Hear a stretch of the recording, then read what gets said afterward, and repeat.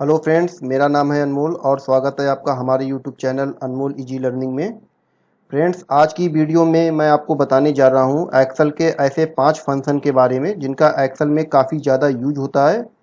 अगर आप इन फंक्शन का यूज करते हैं तो आप एक्सेल में रिपोर्ट को आसानी से बना सकते हैं। तो फ्रेंड्स, अगर आपने हमारा चैनल अभी तक सब्सक्राइब नहीं किया है तो इसको सब्सक्राइब कर लीजिए। वीडियो अच्छी लगती है तो इसको लाइक करें, ज़्यादा से ज़्यादा शेयर करें।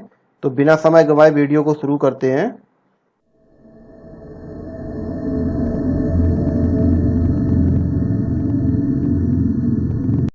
फ्रेंड्स, सबसे पहले हम बात करेंगे काउंट फंक्शन के बारे में, जिसमें हम सीखेंगे काउंट के बारे में, काउंट इफ के बारे में, काउंट ए के बारे में और काउंट ब्लैंक के बारे में। ये सारे काउंट के फंक्शन हैं और एक्सेल में काफ़ी ज़्यादा यूज होते हैं। अभी आप हमारे पास एक एक्सेल सीट देख रहे हैं। यहाँ पे कुछ डेटा मैंने फिल किया हुआ है जिसमें सीरियल नंबर है, नेम है, लोकेशन है और अमाउंट है। तो सबसे पहले हम काउंट के बारे में जानेंगे कि काउंट फंक्शन कैसे काम करता है। तो हम टाइप करेंगे is equal to count, count लिखेंगे, ब्रैकेट लगाएंगे। यहाँ पे वैल्यू मांग रहा है तो वैल्यू में हम सिलेक्ट करेंगे। जैसे ये हमारी वैल्यू लिखी हुई है तो हम यहाँ से पूरी रेंज को सिलेक्ट करेंगे। हम इनको काउंट करना चाहते हैं कि जो सेल में डेटा फिल किया गया है, कितने सेल में डेटा फिल किया गया है, इसको हम काउंट करना चाहते हैं। तो हमने रेंज को सिलेक्ट कर लिया है और ब्रैकेट को बंद करेंगे, इंटर प्रेस करेंगे तो आप देखेंगे कि जो 10 सेल हैं वो फिल हैं और उनको ये काउंट किया गया है। अगर हमारे पास डेटा काफ़ी सारा होता है और हम काउंट करना चाहते हैं तो हम काउंट फंक्शन की हेल्प से इसको काउंट कर सकते हैं। यहाँ पर आपको ध्यान देना होगा कि जब भी आप काउंट फंक्शन को यूज कर रहे हैं तो ये हमेशा न्यूमेरिक वैल्यू को ही काउंट करेगा। अगर जैसे अल्फ़ाबेटिक लिखा हुआ है, अगर आप इसको काउंट करेंगे तो ये अल्फ़ाबेटिक जो टेक्स्ट होता है उसको काउंट नहीं करता है। चलिए मैं एक बार इसको देखता हूँ कि ये काउंट करता है या नहीं करता है। हम टाइप करेंगे इज इक्वल टू काउंट। इस बार रेंज में हम न्यूमेरिक वैल्यू नहीं लेंगे, इस बार हम अल्फ़ाबेटिक वैल्यू को रेंज में सिलेक्ट करते हैं। हमने पूरी वैल्यू को सिलेक्ट कर लिया है, ब्रैकेट को बंद करेंगे, इंटर प्रेस करेंगे तो आप देखेंगे कि जो अल्फ़ाबेटिक वैल्यू है इसका काउंट नहीं लिया हुआ है, यहाँ पे 0 शो कर रहा है।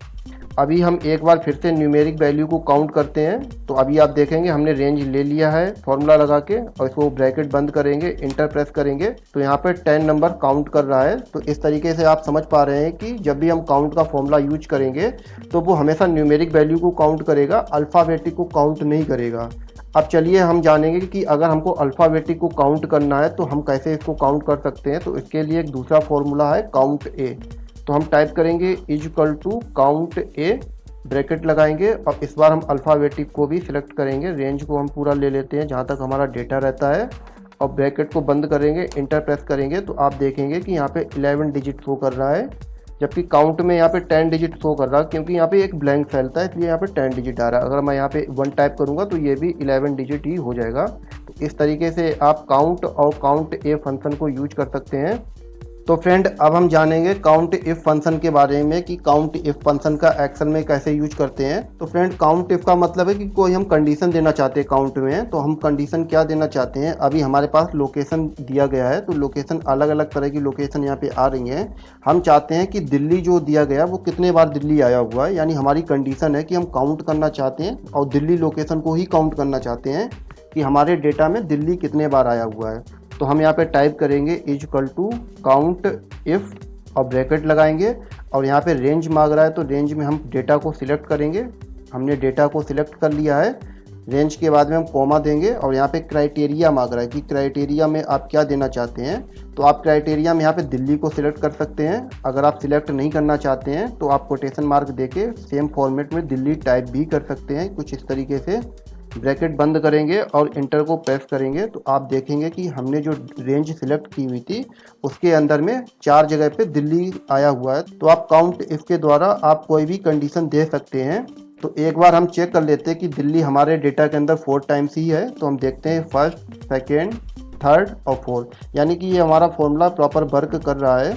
इसके बाद हम जानेंगे काउंट ब्लैंक के बारे में। अगर हमारे पास कोई भी डेटा होता है और हमको यही चेक करना होता है कि कितने सेल ब्लैंक सेल हैं तो हम काउंट ब्लैंक की हेल्प से पता कर सकते हैं। तो इसके लिए हम फॉर्मूला को अप्लाई करेंगे, टाइप करेंगे is equal to count blank, bracket लगाएंगे और यहाँ पे सिर्फ रेंज मांग रहा है तो हम रेंज को सिलेक्ट कर लेंगे। मान लीजिए हमको इस डेटा में पता करना है कि कितने ब्लैंक सेल हैं तो हमने रेंज को सिलेक्ट कर लिया है, ब्रैकेट बंद करेंगे, इंटर प्रेस करेंगे तो आप देख पा रहे हैं कि यहाँ पे सिंगल सेल आ रहा है जो कि ब्लैंक सेल है। अगर मैं यहाँ पे कोई और भी सेल को ब्लैंक कर देता हूँ तो वो ब्लैंक सेल की हेल्प से वो ऑटोमेटिक पता करेगा कि कितने सेल ब्लैंक हो रहे हैं।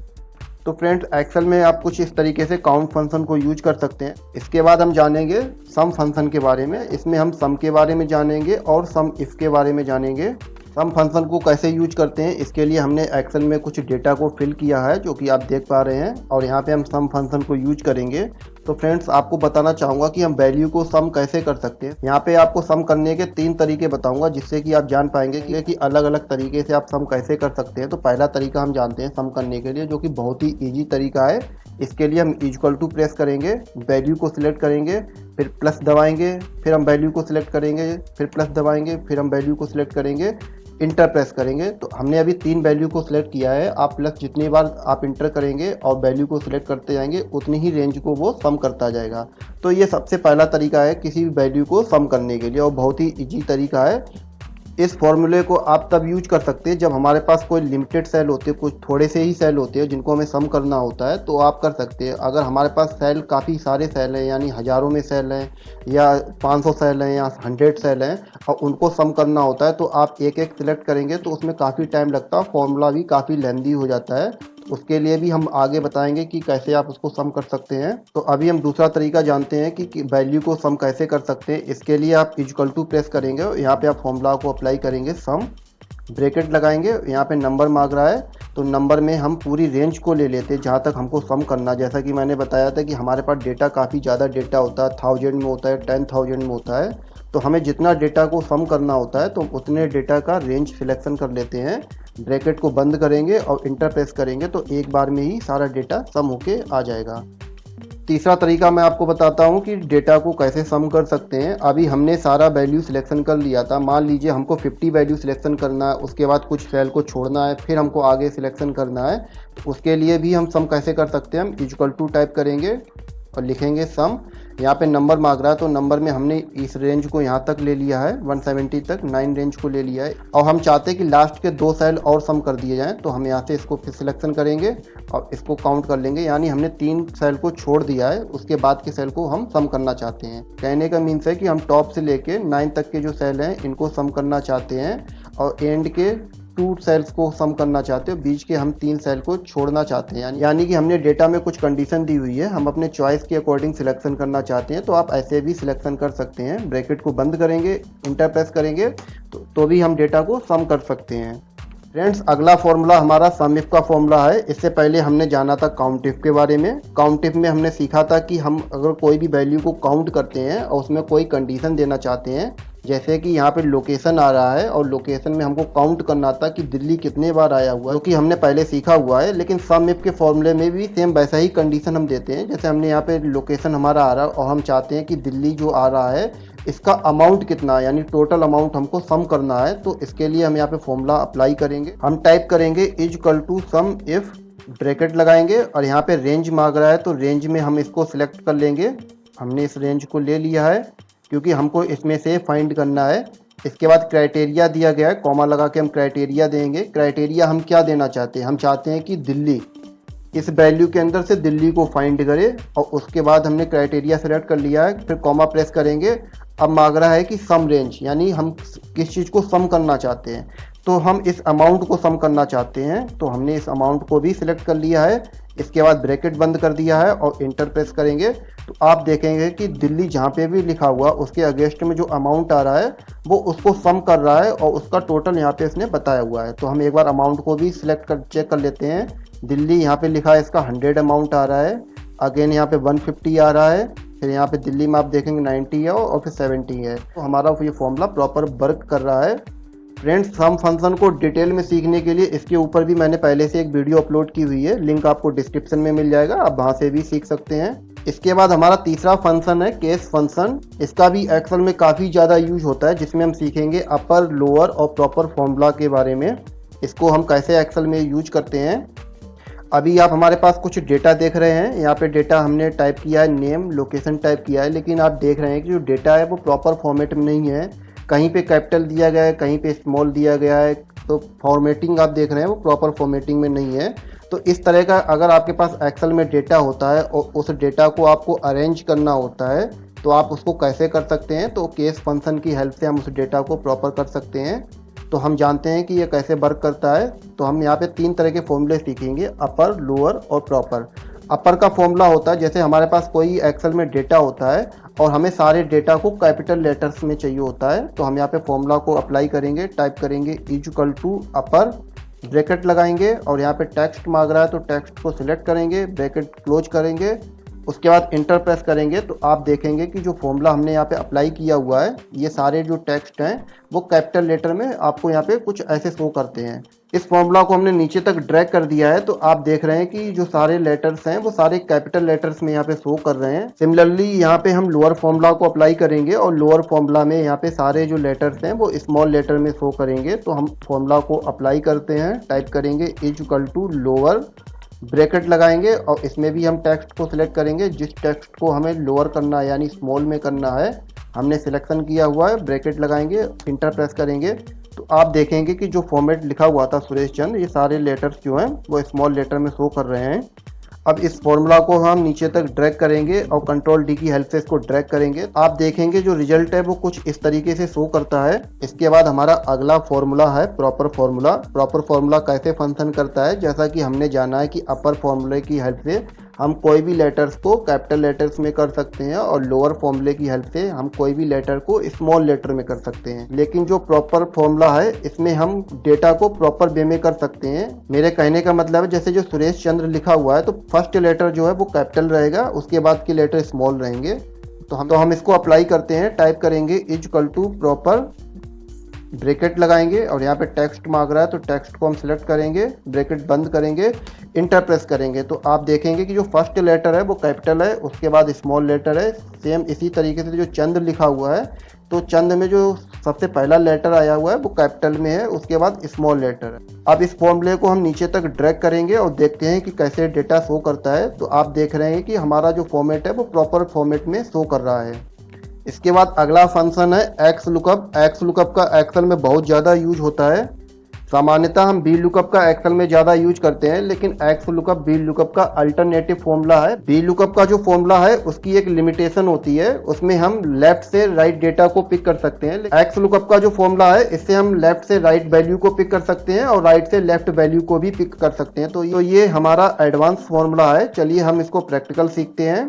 तो फ्रेंड्स अभी आप एक्सेल में हमारे पास कुछ डेटा देख रहे हैं। यहाँ पे हमने आईडी ली हुई है और रैंक आ रहा है और नेम आ रहा है।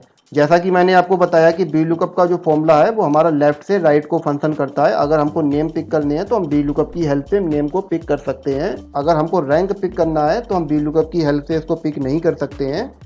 तो पहले हम यहाँ पे नेम को पिक करते हैं। तो हम यहाँ पे टाइप करेंगे equal to X lookup, bracket लगाएंगे, ब्रैकेट लगाने के बाद यहाँ पे लुकअप वैल्यू मांग रहा है तो लुकअप वैल्यू में हमने आईडी को सिलेक्ट कर लिया है। आईडी को सिलेक्ट करने के बाद हम कॉमा प्रेस करेंगे और यहाँ पे लुकअप एरे मांग रहा है तो लुकअप एरे में हम इस रेंज को सिलेक्ट करेंगे, यानी हमको आईडी इस रेंज में हमको फाइंड करनी है। तो हम यहाँ टॉप टू बॉटम पूरी रेंज को सिलेक्ट कर लेते हैं। उसके बाद हम कॉमा प्रेस करेंगे और रिटर्न एरे मांग रहा है। रिटर्न एरे में हमको क्या रिटर्न चाहिए, तो रिटर्न में हमको नेम चाहिए। तो नेम के लिए हम यहाँ पे पूरी वैल्यू को सिलेक्ट कर लेंगे। हमने ब्रैकेट को बंद कर दिया है और हम यहाँ पे इंटर को प्रेस करेंगे। तो आप देखेंगे कि हमने फॉर्मूले की हेल्प से नेम को पिक कर लिया है। अब हम इसको नीचे तक ड्रैग करेंगे, कंट्रोल डी से हमने इसको ड्रैग कर दिया है। तो हमने एक्स लुकअप की हेल्प से नेम को पिक कर लिया है। आप इस चीज़ को बी लुकअप की हेल्प से भी पिक कर सकते हैं। तो अभी हमने लेफ्ट से राइट की वैल्यू को पिक किया हुआ है, यानी हमारी आईडी ये है लेफ्ट साइड में और राइट साइड की वैल्यू को पिक किया है। अब हमको राइट से लेफ्ट की वैल्यू को पिक करना है, यानी आईडी से हमको रैंक को पिक करना है। तो इसके लिए भी हम एक्स लुकअप का यूज करेंगे। टाइप करेंगे equal to X lookup, bracket लगाएंगे, लुकअप वैल्यू में हमने आईडी को सिलेक्ट किया हुआ है, कॉमा प्रेस करेंगे, लुकअप एरे हमने यहाँ से टॉप टू बॉटम वैल्यू को सिलेक्ट कर लिया है कि हमको ये आईडी जो हमने सिलेक्ट की हुई है इस डेटा से फाइंड करनी है। कॉमा को प्रेस करेंगे, इसके बाद रिटर्न एरे हम फिल करेंगे कि हमको रिटर्न क्या चाहिए। पहले हमने नेम को यहाँ सिलेक्शन किया था, अब हम यहाँ पे रैंक को सिलेक्शन कर रहे हैं। तो हमने टॉप टू बॉटम पूरी रेंज को ले लिया है। ब्रैकेट बंद करेंगे, इंटर प्रेस करेंगे तो आप देखेंगे कि एक्स लुकअप की हेल्प से हमने रैंक को भी पिक कर लिया है। तो फ्रेंड्स है ना ये बी लुकअप से एडवांस फॉर्मूला, आप इसको बी लुकअप के अल्टरनेटिव में भी यूज कर सकते हैं। इसके बाद हमारा लास्ट फॉर्मूला है इफ फंक्शन। अगर आप कोई भी डेटा को एनालिसिस करते हैं तो उसमें इफ फंक्शन का बहुत ज़्यादा यूज होता है। तो फ्रेंड्स आपको बताने के लिए हमने पहले से एक एक्सेल में डेटा को फिल कर लिया है, जिससे कि मैं आपको एक्सप्लेन कर सकूं कि फॉर्मूला कैसे वर्क करता है। यहाँ पे हमने कुछ एजेंट के नाम लिए हैं और उनका टारगेट रुपीज़ हमने यहाँ पे लिया हुआ है कि उन्होंने कितना टारगेट अचीव किया है। इसके बाद हमें टारगेट स्टेटस पता करना है। स्टेटस में हमें क्या पता करना है कि वो ओके है या नॉट ओके है। तो इस चीज़ को हम कैसे पता करेंगे, इस चीज़ को हम इफ फंक्शन से पता करेंगे। तो हमारी कंडीशन इसमें क्या रहेगी, हमारी कंडीशन ये रहेगी कि अगर वो उसने 200 से ऊपर क्रॉस किया हुआ टारगेट है तो वो ओके है, और 200 से नीचे उसने अचीव किया हुआ है तो वो हमारे लिए नॉट ओके है। तो हमने यहाँ पे कंडीशन दी हुई है। तो हम इसको कैसे ऑटोमेटिक कर सकते हैं फॉर्मूले की हेल्प से। तो अब हम यहाँ पे फॉर्मूला को अप्लाई करेंगे। हम टाइप करेंगे इक्वल टू इफ, ब्रैकेट लगाएंगे। ब्रैकेट लगाने के बाद यहाँ पे आपसे मांग रहा है कि लॉजिकल टेक्स्ट क्या है, यानी आप क्या लॉजिक देना चाहते हैं। तो हमारा लॉजिकल टेक्स्ट है, हमने इस रेंज को सिलेक्ट किया हुआ है 100 को, और हम चाहते हैं कि जो ये वैल्यू यहाँ पे इस सेल में जो वैल्यू आ रही है ये इक्वल टू या ग्रेटर देन 200 से ऊपर है। यानी कहने का मीन्स है कि हमारा लॉजिकल टेक्स्ट है इस सेल की वैल्यू या तो 200 हो या 200 से ऊपर हो। हमने इक्वल टू किया है और ग्रेटर देन किया है 200 से। तो ये लॉजिकल टेक्स्ट हमारा हो गया है। कॉमा प्रेस करेंगे तो क्या आना चाहिए। तो इसके बाद हम यहाँ पे कोटेशन मार्क देंगे और टाइप करेंगे ओके, और फिर हम कोटेशन मार्क देके इसको कॉमा प्रेस करेंगे। तो हमने एक वैल्यू में दे दिया, यानी हमने फॉर्मूला लगाया हुआ है कि ये जो सेल है अगर ये इक्वल टू है या ग्रेटर देन है 200 के, तो यहाँ पे पहली जो वैल्यू है वो ओके आनी चाहिए, यानी पहली कंडीशन है वो ओके आनी चाहिए। उसके बाद दूसरी कंडीशन क्या है, हमने ट्रू में इसको ओके कर दिया। फॉल्स में हम क्या करना चाहते हैं, फॉल्स में हम करना चाहते हैं नॉट ओके। तो हम कोटेशन मार्क देके नॉट ओके टाइप करेंगे, कोटेशन मार्क देंगे, ब्रैकेट को बंद कर देंगे। एक बार मैं आपको फॉर्मूला को एक्सप्लेन कर रहा हूँ। हमने सबसे पहले टाइप किया है इक्वल टू इफ, ब्रैकेट लगाया है। ब्रैकेट लगाने के बाद हमें जिस रेंज में कंडीशन देनी है हमने रेंज को सिलेक्ट किया हुआ है लॉजिकल टेक्स्ट में, और यहाँ पे कंडीशन दी है इक्वल टू या ग्रेटर देन। अगर यहाँ पे 200 भी रहेगा तो भी वो ओके करेगा, अगर 200 से 1 हो या 202 हो या 200 से ऊपर रहेगा कि ग्रेटर देन रहेगा तो भी ओके आएगा। तो हमने 200 टाइप किया हुआ है, कॉमा दिया हुआ, लॉजिकल टेक्स्ट हमारा पूरा हो गया है। फिर हमने कंडीशन में कोटेशन मार्क देके यहाँ पे ओके टाइप किया हुआ है, और दूसरी कंडीशन दी हुई है नॉट ओके कोटेशन मार्क देके, यानी कि अगर वो 190 या 190 से नीचे रहेगा तो वहाँ पे नॉट ओके आ जाएगा। अब हम इसको इंटर प्रेस करेंगे और देखेंगे कि हमारा फॉर्मूला कैसे फंक्शन कर रहा है। हमने इंटर प्रेस कर दिया है और आप देख रहे हैं कि फॉर्मूला हमारा प्रॉपर वर्क कर रहा है। जैसा कि यह 100 वैल्यू आ रही है, यानी 200 से नीचे है, तो यहाँ पे नॉट ओके लिख के आ रहा है। अब इस फॉर्मूला को हम नीचे तक अप्लाई करेंगे। सिलेक्ट करने के बाद हम इसको कंट्रोल डी से ड्रैग करेंगे। तो अभी यहाँ पे 500 आ रहा है, यानी 200 से ऊपर वैल्यू है, तो यहाँ पे ओके है। यहाँ पे 450 है तो ये भी ओके है, और जो 200 से नीचे की वैल्यू है वो नॉट ओके बता रहा है। अब मान लीजिए यहाँ पे 150 लिखा हुआ है, हम यहाँ पे 200 करेंगे तो भी ये ओके हो जाएगा, और हम इसको 199 करेंगे तो ये नॉट ओके हो जाएगा। हम इसको 201 करेंगे तो भी ये ओके शो करेगा। तो फ्रेंड्स आज की वीडियो में इतना ही। अगर आपने हमारा चैनल अभी तक सब्सक्राइब नहीं किया है तो प्लीज़ इसको सब्सक्राइब कर लीजिए। अगर वीडियो आपको अच्छी लगती है तो इसको लाइक करें, ज़्यादा से ज़्यादा शेयर करें। और फ्रेंड्स अगर आपको कोई भी फॉर्मूले से रिलेटेड प्रॉब्लम फेस होती है तो आप कमेंट सेक्शन में जाके हमें कमेंट कीजिए। हम कोशिश करेंगे कि आपके कमेंट पर रिप्लाई कर सकें। मिलते हैं आपसे अगली वीडियो में नई जानकारी के साथ, तब तक के लिए नमस्कार।